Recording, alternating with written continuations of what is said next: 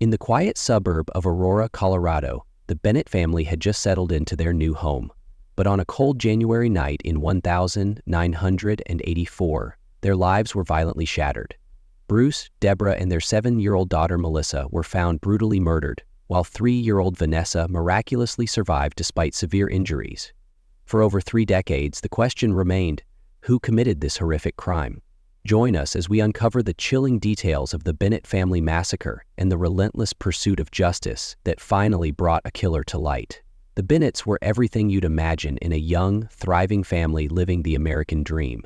Bruce Bennett, at just 27 years old, was a dedicated husband and father. Described as a man with big dreams and an even bigger heart, Bruce worked at his father's furniture store in nearby Englewood, Colorado. He had plans to take over the business one day to carry on the family legacy while providing a secure and happy future for his wife and 2 daughters. Deborah Bennett, 26, was the heart of the family. Friends described her as warm and gentle, someone who could light up a room with her smile.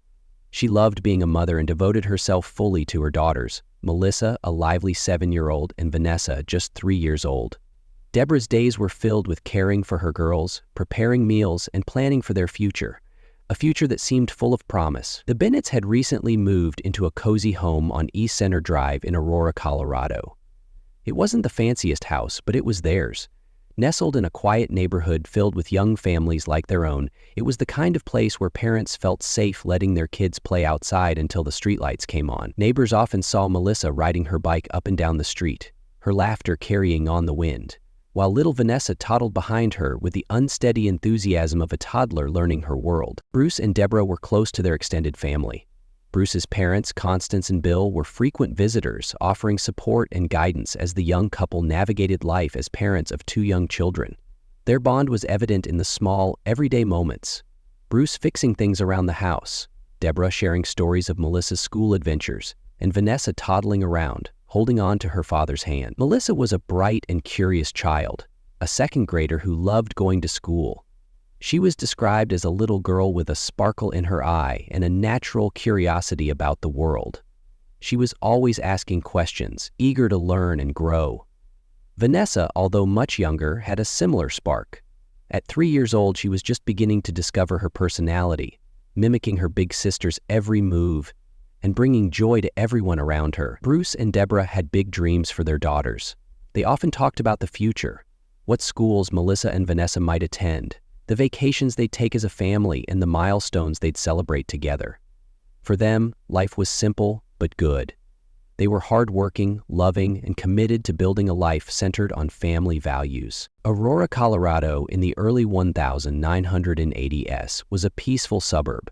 It wasn't a place where people worried about locking their doors at night. Violent crime was rare, and the community was tight-knit. If a neighbor noticed something unusual, they'd likely check in before thinking to call the police. It was the kind of place where people trusted one another, where kids played outside unsupervised, and families felt secure in their homes. But sometimes, darkness can creep into even the safest of places. For the Bennetts, their home on East Center Drive was supposed to be their sanctuary, a place where their daughters could grow up happy and safe. They had no idea that their new beginning in Aurora would soon take a devastating turn. Their dreams of family dinners, birthday celebrations, and laughter echoing through their home would be cut short in the most violent and unimaginable way. On the night of January 15, 1984, Bruce and Deborah were likely planning for the week ahead, like any other young parents. Perhaps Bruce had talked about a new idea for the furniture store, or Deborah had gone over Melissa's homework with her before tucking her into bed. Vanessa might have clung to her favorite toy, falling asleep in her parents' arms. It was an ordinary evening, in an ordinary home, in an ordinary neighborhood. Yet, somewhere nearby, someone was watching. Someone with no regard for the life Bruce and Deborah had built, or for the innocence of Melissa and Vanessa. That night, the Bennetts became the unsuspecting targets of a crime so brutal it would shock the entire state of Colorado and leave investigators haunted for decades. Their story, which began with so much promise and joy, would come to a horrific and tragic end. And while their lives were cut short, the ripple effects of their loss would echo far beyond the walls of their quiet home in Aurora, sparking a 30-year-long search for answers, justice, and closure. It was an ordinary, quiet night in the suburbs of Aurora, Colorado, on January 15, 1984. The Bennett family, Bruce and Deborah, both in their late 20s, had tucked their two young daughters, 7-year-old Melissa and 3-year-old Vanessa, into bed. Life for the Bennetts seemed full of promise. They had recently moved into their modest home and were settling into their community. Bruce, a hardworking man who co-owned a family furniture store, had aspirations of expanding the business. Deborah, a devoted mother, dedicated her days to raising their two girls. That night, nothing seemed out of the ordinary. But somewhere nearby, in the cold, still darkness, a predator lurked. Investigators would later surmise that the assailant had been watching the Bennett's house, waiting for the perfect moment to strike. As the clock crept past midnight and the family slept, the intruder found his way inside. There were no signs of forced entry, leaving police to believe that the killer may have slipped in through an unlocked door or window. He moved silently through the house, carrying with him a hammer, a tool he would use to commit an unthinkable act of violence. The first confrontation happened upstairs. Bruce Bennett, strong and protective, fought bravely to defend his family. Signs of a violent struggle were evident in the master bedroom. Bruce suffered devastating injuries to his skull, likely inflicted by the hammer. He had defensive wounds on his arms and hands, a testament to his desperate attempt to shield himself from the attack. Tragically, despite his courage, Bruce was overpowered. His lifeless body was found in the hallway just outside the bedroom. Deborah Bennett was the next target.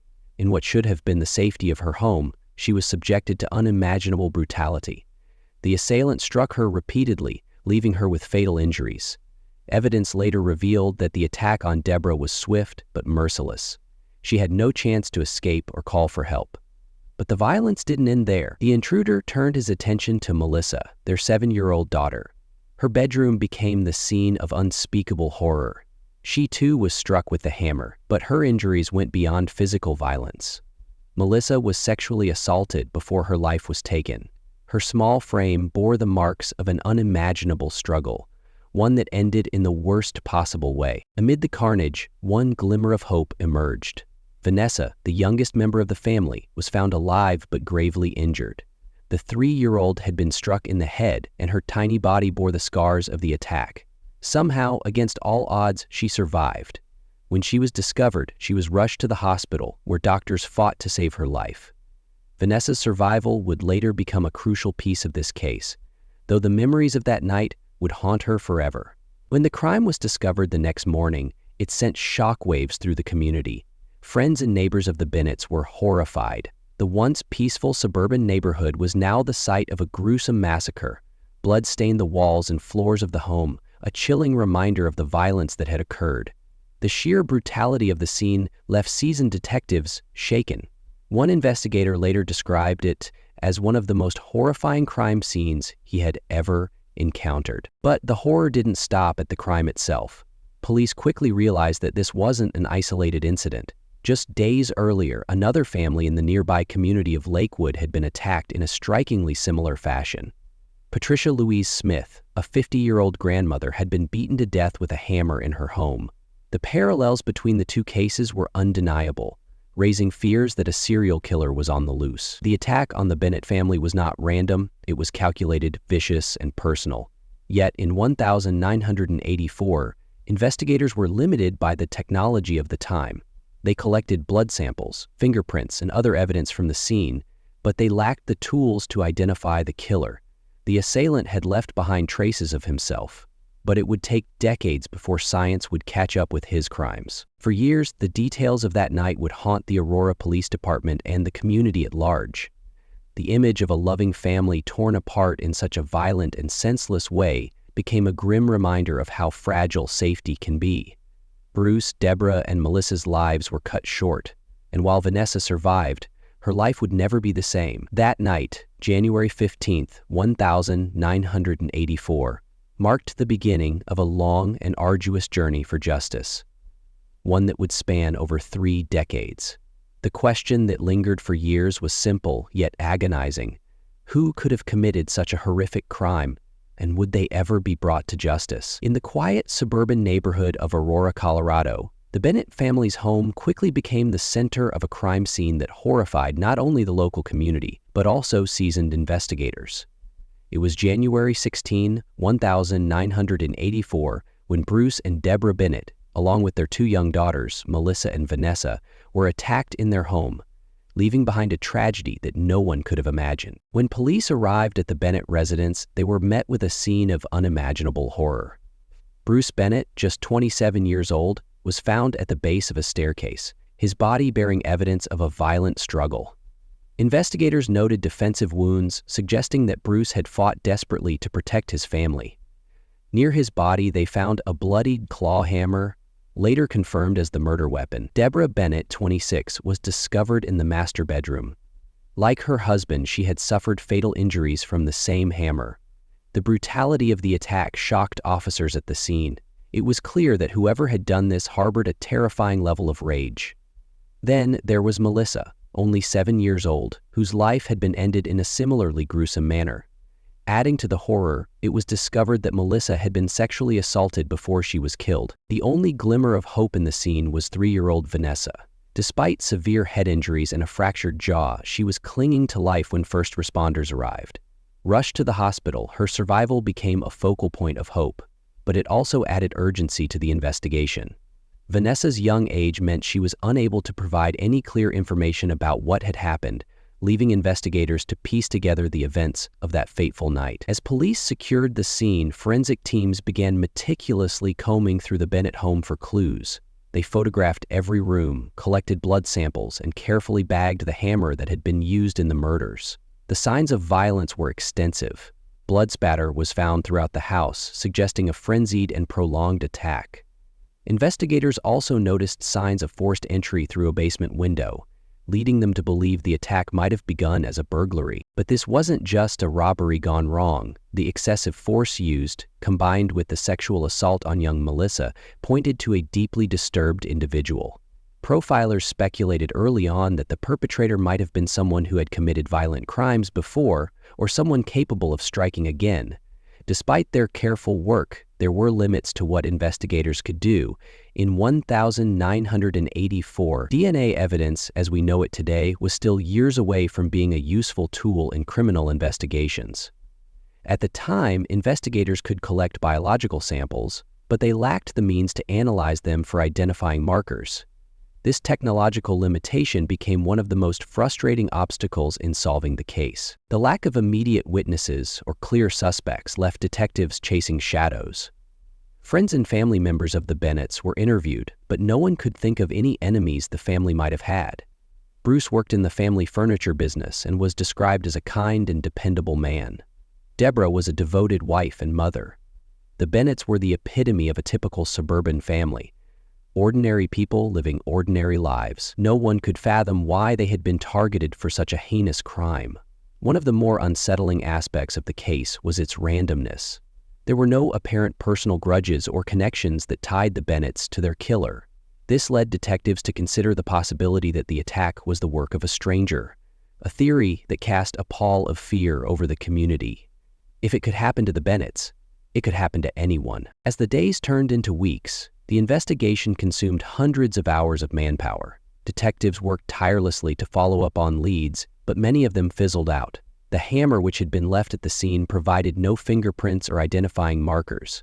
Blood samples and other biological evidence were preserved, but they would sit in storage for decades, waiting for the day when science could finally unlock their secrets. The Bennett murders sent shockwaves through Aurora.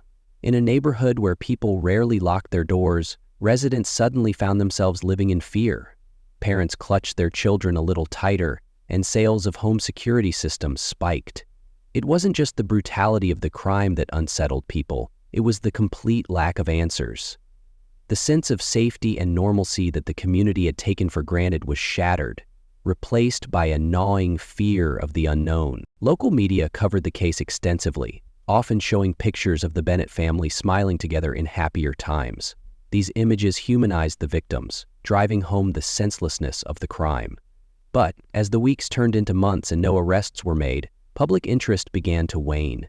For the detectives assigned to the case, however, the Bennett family massacre became a haunting reminder of how elusive justice can be. By the end of 1984, the investigation into the Bennett family murders had gone cold. Tips slowed to a trickle, and new leads were few and far between.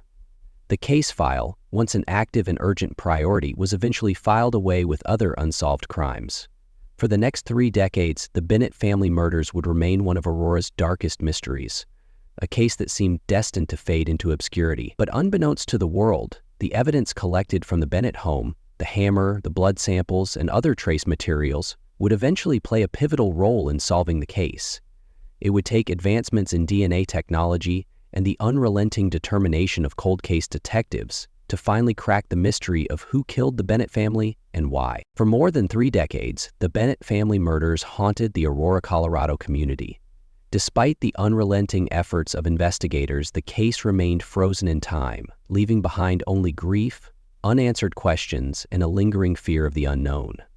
But in 2018, an extraordinary breakthrough in forensic science forever changed the trajectory of this decades-old mystery. At the heart of the breakthrough was DNA technology, something that was in its infancy when the murders occurred in 1984. Back then, the tools to analyze and match genetic material were limited, leaving investigators without the resources to link the crime scene evidence to a suspect. But as the years passed, advancements in DNA profiling began to unlock the potential of cold cases like the Bennett family tragedy. In the early 2000s, evidence from the crime scene, meticulously preserved for decades, was re-examined. Among the items tested were carpeting, a comforter from 7-year-old Melissa Bennett's bedroom, and other materials bearing trace amounts of biological evidence. These samples yielded a DNA profile, but at the time, it still didn't match anyone in the existing criminal databases. The case remained unsolved, though the DNA profile was now a beacon of hope, a silent witness waiting for its match. That match came unexpectedly in 2018. Alex Christopher Ewing, a man already serving a lengthy prison sentence in Nevada for a brutal attack in 1984, was required to submit a DNA sample as part of a nationwide push to solve cold cases. When his genetic material was uploaded to the Combined DNA Index System, CODIS, it matched the DNA profile taken from the Bennett family crime scene with absolute certainty. The discovery was staggering. Ewing's DNA was present on multiple pieces of evidence, tying him directly to the scene of one of Colorado's most infamous crimes. Investigators were stunned to realize that the man responsible for the Bennett murders had been hiding in plain sight, serving time for another violent crime committed just months after the Aurora massacre. What made this breakthrough even more remarkable was the chilling consistency in Ewing's method of operation. The brutality of his crimes, including the use of a hammer as a weapon, mirrored the gruesome details of the Bennett family attack. This revelation also connected him to another horrifying murder, the killing of Patricia Smith in Lakewood, Colorado, which occurred just 6 days before the Bennett family was attacked. The DNA evidence was irrefutable. It painted a vivid picture of a predator who had eluded justice for over 3 decades. For the families of the victims and the detectives who had worked tirelessly on the case, the identification of Alex Ewing was both a relief and a reminder of the devastating impact of his crimes.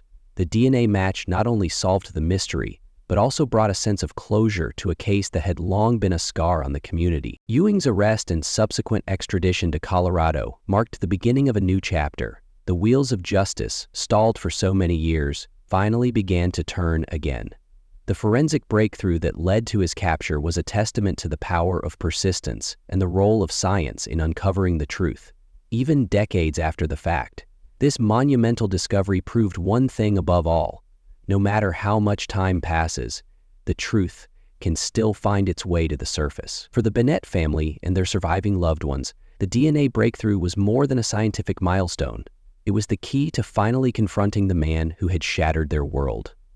In August 2021, after nearly 37 years of unanswered questions and a family forever marked by tragedy, Alex Ewing stood trial for the horrific murders of Bruce, Deborah, and Melissa Bennett. It was a moment that many believed might never come. The courtroom was filled with tension, a mixture of quiet determination from prosecutors and the raw emotions of family members and investigators who had carried this case for decades. The trial opened with the prosecution laying out the chilling details of January 16, 1984. They painted a vivid picture of the Bennett's peaceful life in Aurora, Colorado, and the violent intrusion that shattered it. But this trial wasn't built on circumstantial evidence. It was built on science. The crux of the case was the DNA. Prosecutors presented how, in 2018, investigators used advanced DNA technology to link Ewing to the Bennett family murders, a match as certain as a fingerprint. The jury listened intently as forensic experts detailed how DNA, collected from the crime scene, in decades-old evidence, stored carefully in police custody, was matched to Ewing's profile in the CODIS database. The prosecutors explained that Ewing's DNA wasn't just found in one place. It was present in multiple pieces of evidence, including biological material that could not have been left by anyone else. They described this as the undeniable key that had cracked the case wide open. The defense, however, tried to undermine the narrative. They argued that the DNA evidence could have been contaminated over the years or mishandled during testing. They questioned whether such old evidence could be trusted, despite the advances in forensic technology. At one point, they attempted to shift the blame, suggesting there could have been other suspects overlooked in the original investigation, but their arguments struggled to gain traction in the face of the overwhelming evidence. One of the most poignant moments of the trial came when Vanessa Bennett, the sole survivor of the massacre, testified. Now in her early 40s, Vanessa described the impact of that fateful night on her life. She had survived severe injuries as a toddler, injuries inflicted by the same man now sitting in front of her. Her resilience and determination to see justice served left many in the courtroom visibly moved. As the trial progressed, more testimony revealed Ewing's violent history. The jury learned that in 1984, just days after the Bennett murders, Ewing had attacked another family in Aurora. He also brutally murdered Patricia Smith in Lakewood, Colorado, just 6 days before the Bennett family tragedy. These attacks, the prosecution argued, followed an eerily similar pattern, suggesting that Ewing was not only the perpetrator of the Bennett family massacre, but a serial killer who terrorized suburban communities in the early 1980s. The closing arguments from the prosecution were methodical and powerful. They walked the jury through the evidence step by step, emphasizing the strength of the DNA match, the timeline of events, and the brutality of the crimes. They called Alex Ewing a predator who preyed on innocent families in their homes, the very places they should have been safest. They asked the jury to finally bring justice to a family that had waited nearly 4 decades for answers. After 8 days of testimony and 9 hours of deliberation over 2 days, the jury returned its verdict. Alex Ewing was found guilty on all counts, including 3 counts of first-degree murder and other charges related to the assault on Vanessa. The verdict marked a monumental victory for law enforcement, forensic science, and the family members who had fought tirelessly for justice. During sentencing, the judge did not hold back. Ewing was handed 3 consecutive life sentences, 1 for each of his victims. The judge condemned his actions as cold, calculated, and inhuman, ensuring he would never walk free again. Ewing remained emotionless as the sentences were read, offering no apology or acknowledgement of his crimes. For Vanessa, the sentencing was bittersweet. Justice had been served, but the void left by her family could never truly be filled. Speaking to the media after the verdict, she said, "This doesn't bring them back, but at least now I know the man who did this is paying for what he did. My family can finally rest in peace." The conviction of Alex Ewing brought a sense of closure to the Bennett family's case and stood as a testament to the persistence of law enforcement and the power of forensic technology. It was a stark reminder that while time may pass, the pursuit of justice never stops. In the aftermath of the Bennett family tragedy, the sole survivor, Vanessa Bennett, faced unimaginable challenges. At just 3 years old, she endured severe injuries and the profound loss of her immediate family. Raised by her paternal grandmother, Vanessa struggled with physical disabilities, including paralysis on the left side of her body, and emotional scars that led to battles with anger, insomnia, and later substance abuse. Her journey was marred by homelessness and legal troubles, yet she demonstrated remarkable resilience. In 2018, Vanessa met her son for the first time as an adult, finding solace in their connection. Reflecting on her life, she emphasized her unwavering will to live, stating, My will to live was so strong that I never gave up. The Aurora community, haunted by the brutal nature of the crime and the decades-long search for justice, finally found closure with the conviction of Alex Ewing in 2021.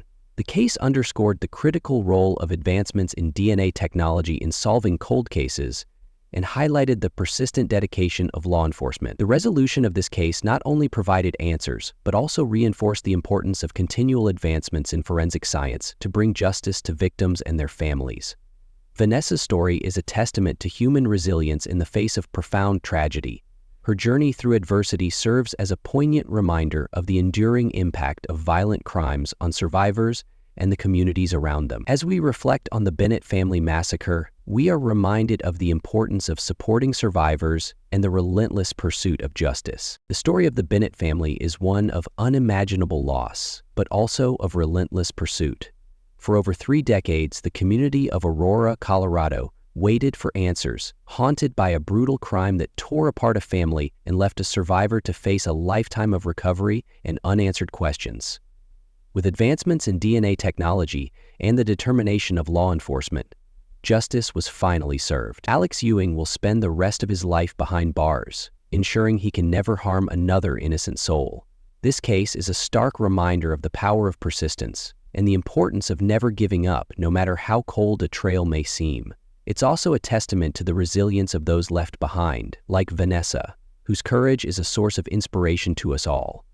If you found this story as compelling as we did, let us know your thoughts in the comments. What do you think about the role of DNA in solving cold cases like this one? Don't forget to like, share, and subscribe for more stories that uncover the darkest mysteries and the incredible work it takes to bring the truth to light. Thank you for watching, and we'll see you in the next episode.